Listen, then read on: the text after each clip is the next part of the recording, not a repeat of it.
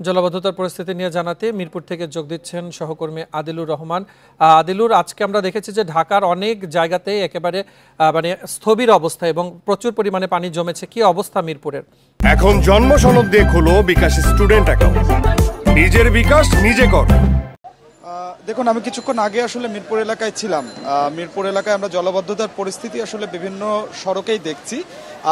আমরা আসলে বিভিন্ন এলাকা ঘুরতে ঘুরতে এই মুহূর্তে আসলে মিরপুর সড়কেই অবস্থান করছি। তবে এটি ধানমন্ডির ২৭ নম্বরের যে এলাকাটি, অর্থাৎ রাপা প্লাজা নামে যে এলাকাটি আসলে পরিচিত, সেই এলাকাটিতে আমরা এই মুহূর্তে আছি।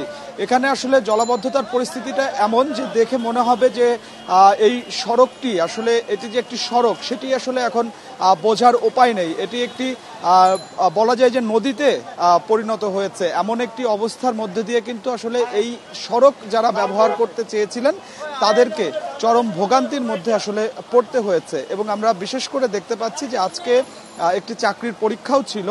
সেই চাকরির পরীক্ষা যারা আসলে দিতে এসেছিলেন, এখানে একটা স্কুলে একটা কেন্দ্র ছিল, সেই কেন্দ্রে যারা এসেছিলেন তাদেরকেও বেশ ভোগান্তির মধ্যে কিন্তু আসলে পড়তে হয়েছে। এবং এই সড়কটিতে আমরা যেটি আসলে দেখতে পাচ্ছি যে কোথাও কোথাও কোমর পানি এবং কোমর পানির বেশি আসলে পানি তৈরি হয়েছে। এই যে টানা যে সকাল থেকে ৬টা থেকে ৯টা পর্যন্ত যে বৃষ্টি হয়েছে, ৩ ঘন্টায় ৭ মিলিমিটার যে বৃষ্টি রেকর্ড করা হয়েছে, আবহাওয়া অধিদপ্তর রেকর্ড করেছে, সেই বৃষ্টিতে এখানে কিন্তু জলাবদ্ধতার যে পরিস্থিতি সেটি ভয়াবহ আকার কিন্তু আসলে ধারণ করেছে বলে কিন্তু আসলে আমরা দেখতে পাচ্ছি। এবং এই সড়কে অনেক যানবাহন আছে যে যানবাহনগুলো আসলে নষ্ট হয়ে গেছে।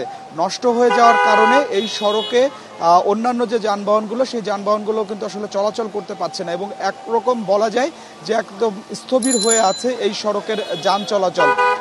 যারা এখানে খুব প্রয়োজনে আসলে বের হয়েছিল, আপনি নিশ্চয়ই ছবিতে দেখতে পাচ্ছেন যে কেউ রিকশায়, কেউ ভ্যানে চেপে আসলে তারা তাদের যে গন্তব্য সেই গন্তব্যে যাওয়ার আসলে চেষ্টা করছেন। কিন্তু তারপরেও আসলে তাদের যে জলাবদ্ধতার যে ভোগান্তি, সেই ভোগান্তির মধ্যে আসলে পড়তে আচ্ছা, আমরা যখন নগরবাসীর সঙ্গে কথা বলছিলাম, নগরবাসী আসলে অভিযোগ করছিলেন যে সিটি কর্পোরেশনের প্রত্যেক বছর আসলে হচ্ছে তারা বলে যে জলাবদ্ধতা নিরসনে তারা নানা পদক্ষেপ নিচ্ছে, নানা প্রকল্প নিচ্ছে, কিন্তু আসলে কাজের কাজ কিছু না হওয়ার কারণে ড্রেনেজ ব্যবস্থা, খালগুলো দখলমুক্ত না করা এবং পানি প্রবাহের যে ব্যবস্থাপনাটি সেই ব্যবস্থাপনাটি ঠিকমতো আসলে না করার কারণে এই যে সামান্য যে বৃষ্টি, সেই বৃষ্টিতে এই ধরনের যে জলাবদ্ধতা, সেই জলাবদ্ধতাটি আসলে তৈরি হচ্ছে এবং নগরবাসীকে আসলে সেই যে ভোগান্তি, সেই ভোগান্তির মধ্যে কিন্তু আসলে পড়তে হচ্ছে বারবার। আমরা সিটি কর্পোরেশনের সঙ্গে যোগাযোগ করার চেষ্টা করেছিলাম। সিটি কর্পোরেশনের পক্ষ থেকে বলা হচ্ছে যে যেসব এলাকায় পানি জলাবদ্ধতা তৈরি হয়েছে সেই এলাকাগুলোতে যাতে পানি দ্রুত নেমে যায় সে কারণে তাদের কর্মীরা মাঠে কাজ করছে। তবে সেই যে কর্মীদের যে উপস্থিতি, সেই উপস্থিতিও কিন্তু আসলে আমরা খুব একটা দেখতে পাইনি বলেই কিন্তু আসলে আমরা দেখতে পেয়েছি। এবং এই সড়কের অবস্থা কিন্তু রাজধানীর সবচাইতে বেশি খারাপ অবস্থার মধ্যে কিন্তু আমরা লক্ষ্য করতে পারছি। এখানকার যে যানবাহনগুলো আছে সেই যানবাহনগুলো কিন্তু আসলে যেতে না পারার কারণে এই এলাকায় ছুটির দিন, সেই ছুটির দিনেও কিন্তু আসলে যানজটের যে ভোগান্তি, সেই ভোগান্তির মধ্যেও কিন্তু আসলে নগরবাসীকে পড়তে হয়েছে। অর্থাৎ একদিকে রাস্তায় বেরোয় কোমর পানি, জলাবদ্ধতার ভোগান্তি, অন্যদিকে কিন্তু আসলে যানজট, অর্থাৎ সব মিলিয়ে এই যে টানা বৃষ্টি, সেই বৃষ্টিতে কিন্তু আসলে স্বস্তির থাকার কথা ছিল। আপনি জানেন যে গত কয়েকদিন কিন্তু আসলে বেশ খানিকটা গরম পড়েছিল। সেই গরমের পরে আজকে বৃষ্টি রাজধানীবাসীর জন্য স্বস্তি নিয়ে আসার কথা ছিল, কিন্তু স্বস্তির বদলে আমরা দেখতে পাচ্ছি যে রাজধানীবাসী অনেক বেশি যে ভোগান্তি, সেই ভোগান্তির মধ্যে কিন্তু আসলে পড়েছে।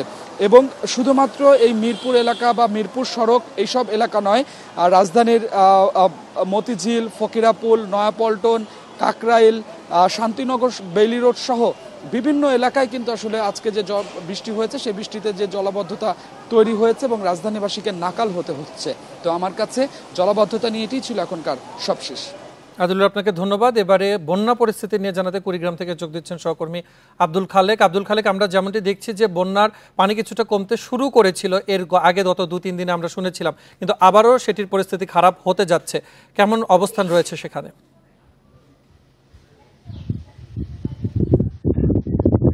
গতকাল কিন্তু পানি বৃদ্ধি অব্যাহত ছিল নদ নদীতে। আজকে কিন্তু একটু পানি কমছে, তবে ধীর গতিতে পানি কমার কারণে সার্বিক পরিস্থিতিতে তেমন কোনো উন্নতি হয়নি। এখনো ব্রহ্মপুত্র নদ বিপদসীমার উপর দিয়ে প্রবাহিত হচ্ছে এবং ধরলা দুধকুমার নদী বিপদসীমার কাছাকাছি অবস্থান করছে। তো আমি যে জায়গাটাতে দাঁড়িয়ে আছি ধরলা নদীর পাড়ে বন্যা নিয়ন্ত্রণ বাঁধে আমরা দেখতে পাচ্ছি যে শত শত পরিবার এখানে কিন্তু পলিথিন টাঙিয়ে অস্থায়ীভাবে তারা আশ্রয় নিয়েছেন এবং তাদের ঘর বাড়ি সবারই ঘর বাড়ি পানিতে নিমজ্জিত রয়েছে এবং গবাদি পশু নিয়ে তারা এখানে আশ্রয় নিয়েছেন। এখানে পশু পাহারা দিয়ে রাখছেন এবং দেখা যাচ্ছে যে খড়গুলো তাদের কিন্তু নষ্ট হয়ে গেছে এবং তৃণভূমি সম্পূর্ণরূপে ডুবে থাকার কারণে তারা কোনো ঘাস কাটতে পারছেন না, ঘাস সংগ্রহ করতে পারছেন না। ফলে গবাদি পশুর খাদ্য সংকট প্রকট হওয়ার পাশাপাশি সবাই আমরা কথা বলছিলাম সবার সাথে, তারা বলছিলেন যে রান্নার যে কষ্টটা এবং খাবারের যে কষ্টটা সেটি কিন্তু আস্তে আস্তে প্রকট হয়ে উঠছে। তারা বলছেন যে 10 দিন ধরে তারা কিন্তু এই বন্যা নিয়ন্ত্রণ বাঁধে এভাবে আশ্রয় নিয়ে আসেন এবং এখন যে দীর্ঘস্থায়ী বন্যার যে পূর্বাভাস দেওয়া হচ্ছে, পরিস্থিতি যদি এরকম থাকে 1.5 থেকে 2 মাস যদি তারা এই বন্যা নিয়ন্ত্রণ বাদে এভাবে থাকে তাহলে তাদের অবস্থা খারাপ হয়ে যাবে। বিশেষ করে অনেকে বলছিলেন যাদের রোগ ব্যাধি শুরু হয়ে গেছে, পায়ে তাদের ঘা হয়ে যাচ্ছে পানিতে থাকতে থাকতে এবং কোথাও যেতে পারছেন না। দুপাশে চরাঞ্চলে আমরা দেখছি সমস্ত রাস্তা কিন্তু এখন প্লাবিত রয়েছে এবং যাতায়াত ব্যবস্থা সম্পূর্ণরূপে বিপর্যস্ত হয়ে পড়েছে। কুড়িগ্রাম থেকে জানাচ্ছিলেন সহকর্মী আব্দুল খালেক।